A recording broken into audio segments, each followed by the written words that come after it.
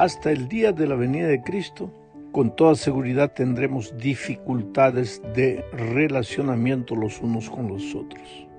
Por eso los escritores bíblicos y el propio Señor Jesucristo hablaron diciendo que los cristianos necesitamos soportarnos, quiere decir tener paciencia los unos con los otros. Y también necesitamos cultivar la unidad a pesar de nuestras diferencias. Es que, aunque tenemos los mismos principios basados en las Sagradas Escrituras, pues tenemos diferentes perspectivas para observar la vida, porque cada uno fue criado de una manera diferente, fue educado de una manera diferente, con costumbres diferentes, a veces con culturas diferentes. No sé si alguna vez oíste la historia de los ciegos que deseaban saber cómo era un elefante. Nunca habían visto, entonces pidieron a alguien que los llevase a la orilla de la carretera por donde iba a pasar un elefante.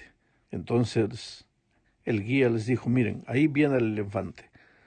Los ciegos se arrojaron al elefante. Uno agarró la pata, otro agarró la oreja, otro agarró el colmillo, otro agarró el cuerpo. Lo interesante es que después los 5 se reunieron y comenzaron a discutir. El que agarró las piernas dijo, el elefante es como una columna fuerte. El que agarró el colmillo dijo, no, el elefante es como una lanza afilada. El que agarró la oreja dijo, no, el elefante es como un abanico. El que agarró el cuerpo dijo, no, el elefante es como un muro enorme, una pared gigantesca. Ahora, la pregunta es, ¿quién tenía razón? Los 5. Solo que para tener un concepto correcto del elefante, los 5 tenían que juntarse. Y los 5 tenían que llegar a una conclusión. Los 5 tenían que aportar su punto de vista, su opinión, para llegar a tener la definición correcta del elefante. Pues la lección que aprendemos de esta leyenda es que todos tenemos razón en nuestro punto de vista, pero cuando nos unimos y sumamos nuestras partes, entonces llegamos a un todo correcto.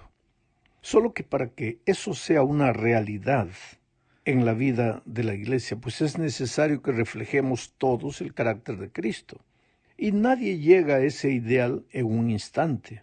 El crecimiento en Cristo es un proceso largo de convivencia diaria con Él.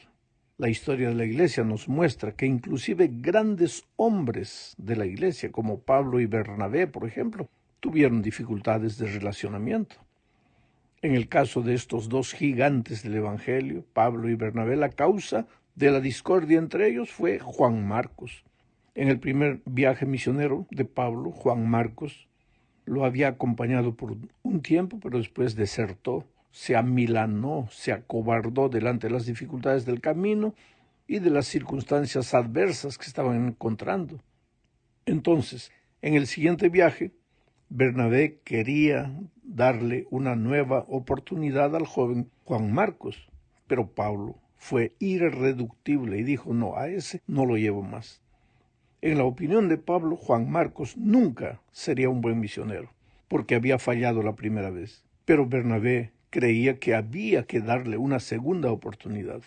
Ahora, la discusión entre Bernabé y Pablo fue tan grande que los 2 tuvieron que separarse y seguir viaje por diferentes rumbos. Sin embargo, el tiempo mostró que Bernabé tenía razón. Juan Marcos aprovechó la segunda oportunidad que le fue dada y se volvió un extraordinario evangelista. Pero lo que necesitamos resaltar de este incidente, en este estudio, es la actitud de Pablo. Él fue suficientemente humilde para reconocer que había sido intransigente con el joven Juan Marcos. Más tarde, Pablo humildemente aceptó que se había equivocado con el joven misionero. Al fin de su ministerio, Pablo dice que Juan Marcos le es útil para el ministerio. Hoy, en nuestros días, mi amigo querido, mi hermano, necesitamos aprender esta gran lección de Pablo. Nadie pierde jamás por reconocer que se equivocó. Y el hecho de haber defendido en algún tiempo una idea, una posición, no quiere decir que no se pueda cambiar de opinión. Ahora, si Dios muestra que las cosas son de un modo diferente, ¿por qué no ser humildes para aceptar lo que Dios está mostrando? Lo peor que le puede suceder a un cristiano es no querer reconocer su error, a pesar de todas las evidencias. El orgullo es el peor pecado que existe en la iglesia, pero a veces no le damos mucha importancia. Vamos a la segunda parte de este estudio. Aquí veremos la situación de Filemón, un buen anciano de iglesia, y Onésimo, un esclavo suyo que le había robado y había huido a Roma. Roma en aquellos días era una gran metrópoli, una de las ciudades grandes, ese tipo de ciudades donde nadie conoce a nadie y donde es fácil esconderse. Aparentemente Onésimo en Roma fue preso y ahí en la prisión conoció a Pablo. Pablo lo llama el hijo de mis prisiones. Seguramente que mientras hablaba con el esclavo Onésimo, Pablo se dio cuenta que él, Pablo, conocía a Filemón, el dueño de Onésimo, y entonces le escribe una carta a su amigo Filemón. El portador de la carta sería el propio Onésimo. Pablo le aconseja al esclavo que seguir huyendo no es una buena solución, que debe volver y arreglar lo que era necesario que sea arreglado. Y a Filemón, por otro lado, le sugiere que acepte a Onésimo de vuelta, no más como esclavo, sino como un hijo y hermano. En otras palabras, no es bueno que los cristianos vivan con relaciones quebradas. El evangelio en el que creemos y predicamos es un evangelio de reconciliación, no de discordia y separación. Somos humanos, es verdad. Luchamos con un carácter deformado por el pecado, pero hemos aceptado a Jesús como nuestro Salvador. Y ahora Jesús llega a nuestra vida no solo para cambiar nuestros conceptos teóricos, sino para transformar nuestra vida. A mí me impresiona lo que Pablo le escribe a Filemón. Está en los versículos 4 y 5. Tú sabes que Filemón solo tiene un capítulo.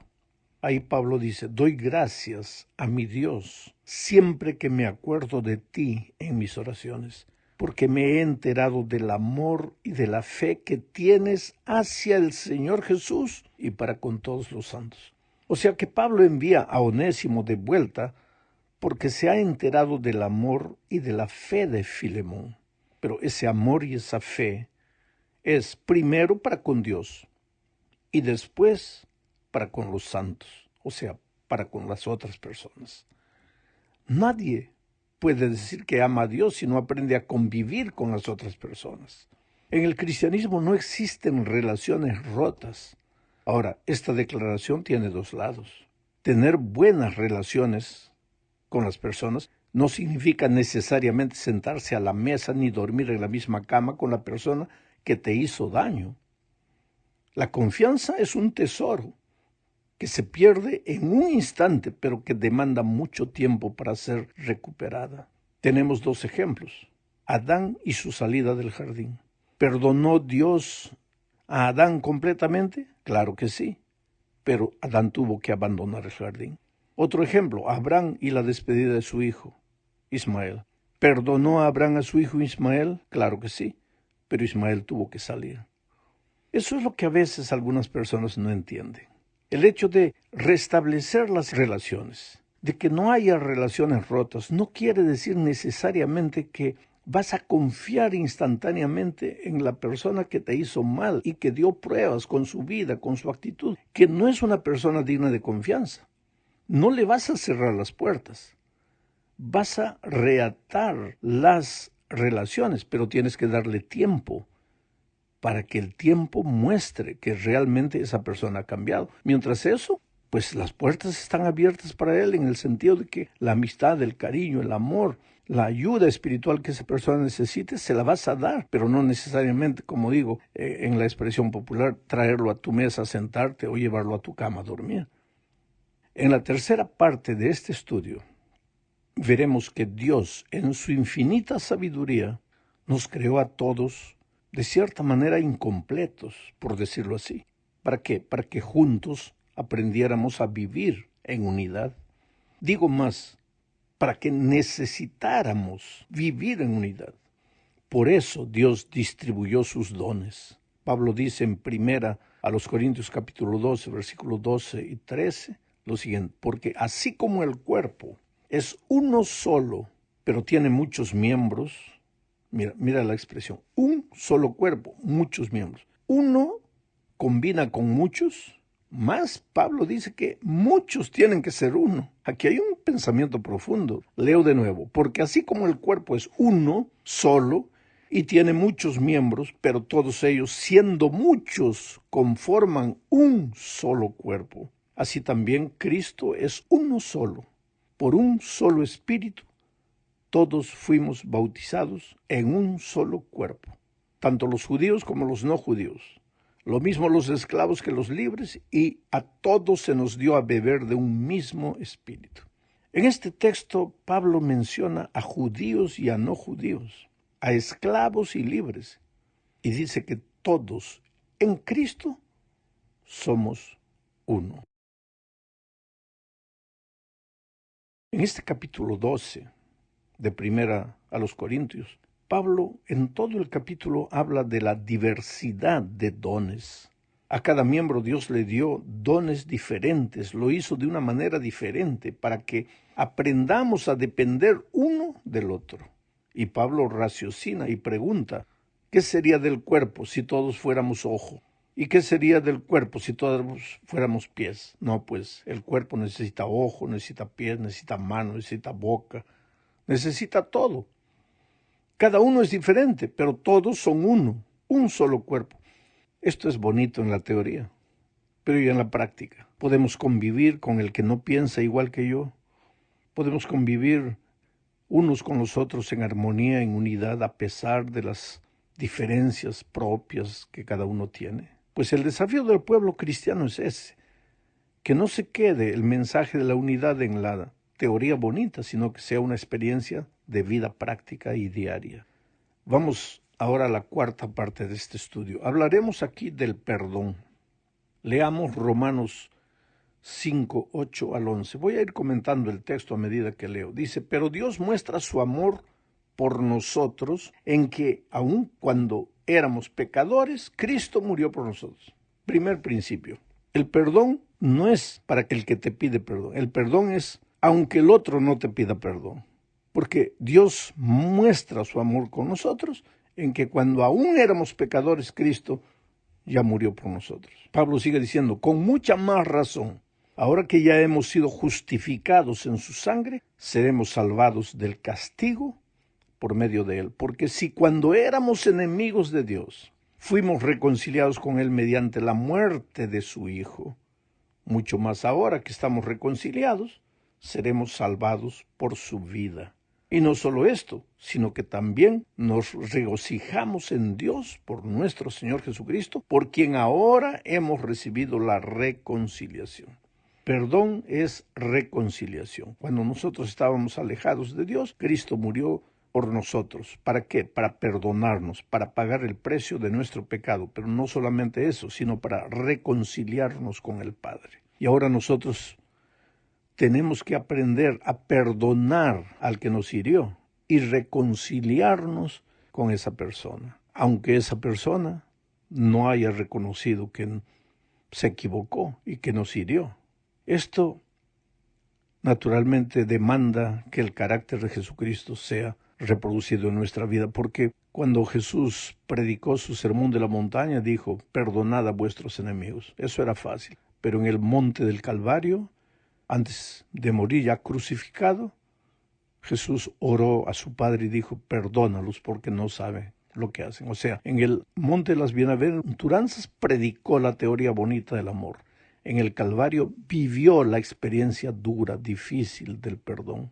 No se quedó solo en la palabra, perdonad. Él perdonó. Y este es un camino largo que se llama el camino de la santificación. Cada día vamos creciendo, vamos aprendiendo, vamos primero aprendiendo a aceptar que somos amados y perdonados por Dios. Tú sabes que las personas que más dificultad tienen para perdonar es porque tienen dificultad para entender que Dios los perdona. Por otro lado, tienes que entender que el perdón no beneficia tanto al perdonado cuanto al perdonador. Porque si alguien te ofendió, a veces ni se da cuenta lo que hizo, sigue viviendo su vida tranquilo. Y tú, el herido, el ofendido, vives amargado, con tu corazón lleno de rencor, de resentimiento, de odio a veces. Y esos sentimientos negativos son como el ácido en un depósito, destruyen el propio depósito.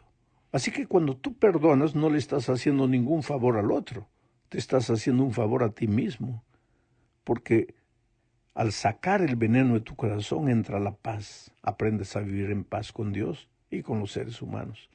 Y por otro lado, pues de manera natural estás viviendo el evangelio del perdón y de la reconciliación. Llegamos ahora al fin de este comentario hablando de la restauración y la unidad. ¿Cómo se procede cuando alguien hace algo que no debe hacer? Cuando alguien peca, peca contra la iglesia o peca contra ti, peca contra Dios. ¿Cuál es la actitud del cristiano? Leamos lo que dice Mateo 18, 15 al 17 y voy a ir comentando a medida que voy leyendo. Por tanto, si tu hermano peca contra ti, ahí está. Primer pensamiento, el hermano peca. Peca contra Dios, peca contra ti, peca contra la iglesia. ¿Qué debes hacer tú? Jesucristo dice, ve y repréndelo cuando él y tú estén solos. Si alguien pecó contra ti, o si tú viste que alguien pecó, el primer paso no es correr y contar eso para otros. No es salir esparciendo la noticia de que has visto o que alguien te hizo algo. El primer paso es tratar de arreglar con el hermano que te ofendió, con la persona que pecó. Conversa, trata de arreglar el problema con él. De repente en ese diálogo con él se arrepiente, te pide perdón, cambia de actitud y tú ya ganaste, ya hiciste lo que Dios espera que haga un buen cristiano. Dios no espera que tú cuando ves algo malo ya salgas corriendo con la noticia, sino que arregles ese problema con la persona a solas. ¿Y qué pasa si la persona no hace caso? Entonces sigamos leyendo el texto. Si te hace caso, habrás ganado a tu hermano. Pero si no te hace caso, haz que te acompañen uno o dos más, para que todo lo que se diga conste en labios de 2 o 3 testigos. Este es el segundo paso. Si tú hablas con la persona no reconoce, la persona niega, la persona insiste en continuar haciendo lo que está haciendo, pues tú busca 1 o 2 hermanos y los 3 conversen con él y guarden el secreto los 3. Ahora Jesús dice, si tampoco a ellos les hace caso, hazlo saber a la iglesia.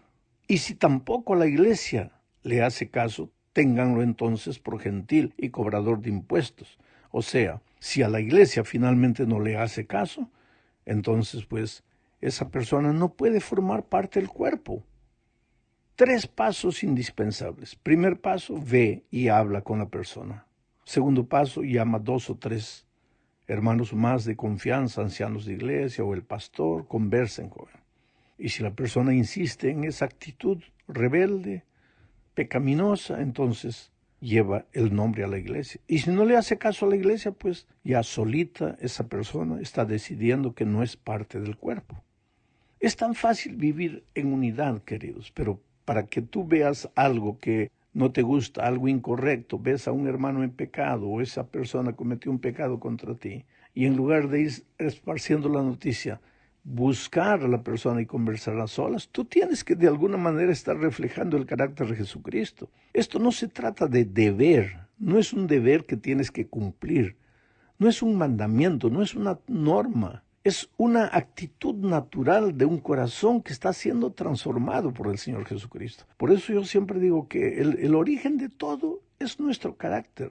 Cuando salimos de las manos de Dios teníamos un carácter lindo y maravilloso, pero infelizmente el pecado desfiguró ese carácter.